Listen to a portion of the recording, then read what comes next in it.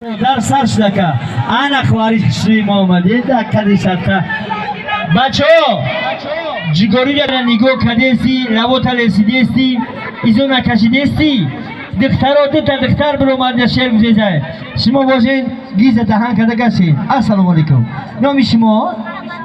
تمنا جون تمنا شما دی ببینا انا ببین مردم هم از شما را دارن تماشا یک شعر بگو میشد خرش شد.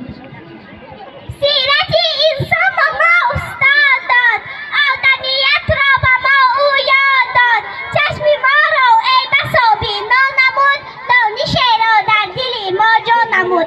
ایا استاد چشمم با تو کردی، جهان را با من احیا تو کردی، زی اسراری سخن واقع نبودن، سخندانم در این دنیا تو کردی. آفرین. شما معلم یا معلمه دارید؟ معلمه. نامشون رو میدونید؟ بله. نامشون؟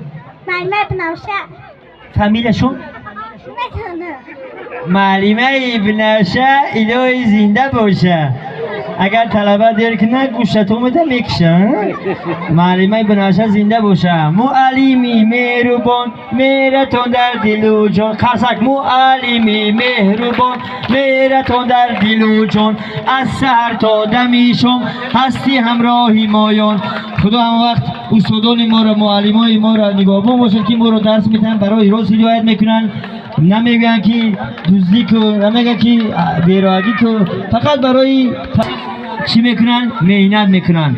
من در اینجا میبینم که مادران عزیز آمدن، صد جان و دل فدای یک فتح کشایی شورد دست دعای مادر.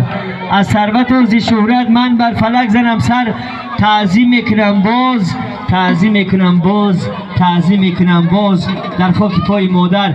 یک قصه بلند برای مادرای شما، برای چای شیرین ما، مادرای ما زنده باشن. نام شما؟ سمیه جان سمیه دویده پیشی ما بیا. شما شعر میخونید؟